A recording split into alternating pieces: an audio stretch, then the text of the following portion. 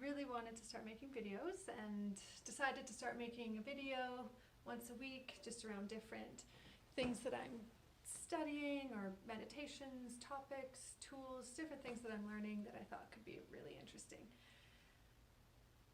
And oh geez, okay, so I feel like I'm diving in the deep end right away.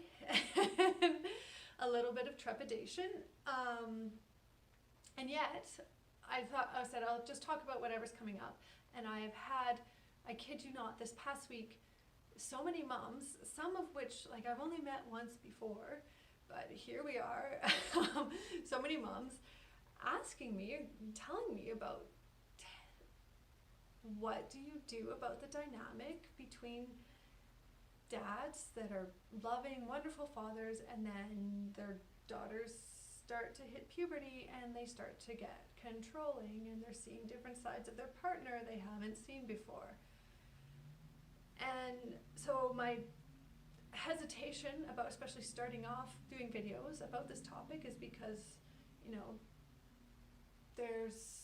it's going into an area where there's some people have experienced a lot of pain, and there has been a lot of mistreatment of people's bodies, and so I don't want to take that lightly and just gloss over it. And yet I think it's a really important topic to talk about and to shed light on, because I think part of why this dynamic, this joke about, you know, dads getting out the shotgun and all that stuff, I think it persists because we aren't talking about it. So let's dive in. My name's Ava, in case I did not introduce myself. And so this stereotype of dads and daughters, it used to really get under my skin. I was kind of that daughter that would just wanted to dress how she wanted and do whatever she wanted with her body, and so really reacted against that joke around dads protecting their daughters. And so I remember doing some research around it a few years ago, several years ago, and one of the things that I read at the time that really stood out to me was this notion that man meets a woman, is very attracted to her, very sexually attracted to her, and they fall in love and they have babies and it's wonderful. And then at some point their daughter starts to look an awful lot like their mother. That's certainly the case in my family. I am my mother's twin. If just add 30 years onto this and you would not be able to tell my mom and I apart. It's pretty incredible. And so for men, this young prepubescent woman is looking like this woman that they're very sexually attracted to. And that's terrifying. Not even necessarily consciously. I don't know, I haven't ever asked men about that, but I remember reading at the time, it stood out that, you know, there is, of course, so much taboo in our society around underage women, especially. I mean, underage men and women, but of course, like it's something that we don't talk about or have honest conversations about.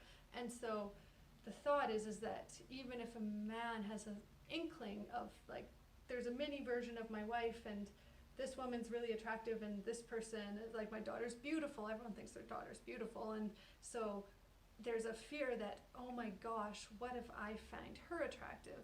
That makes me a creep, that makes me a pervert, that I would just be ostracized. So instead of even looking at that, even going there, anything, why don't I just push that away and then try to control it? Why don't I try to control these sensations, these thoughts that I absolutely want nothing to do with? So I'm going to control it by trying to control her. And I'm going to try and control her body and her sexuality as a way to just try and keep it all clamped down.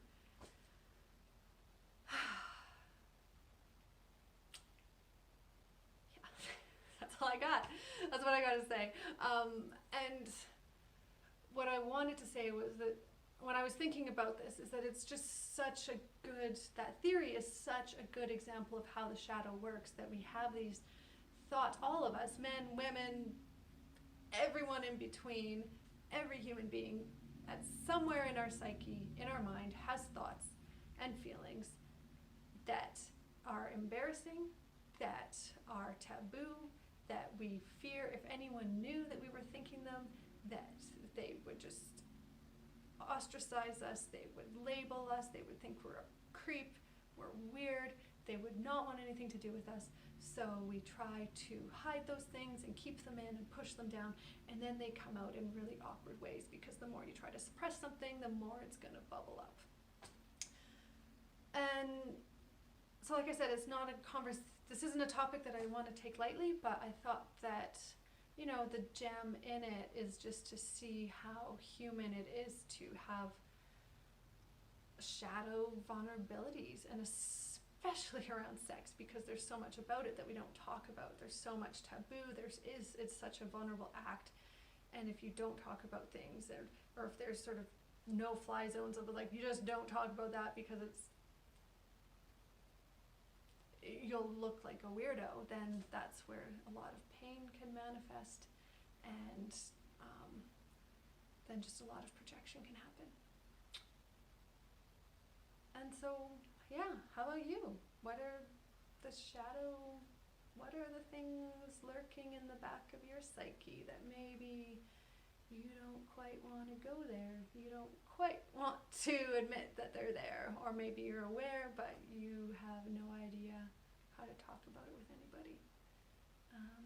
And I'll just leave you with that reflection, because it's a lonely place to be.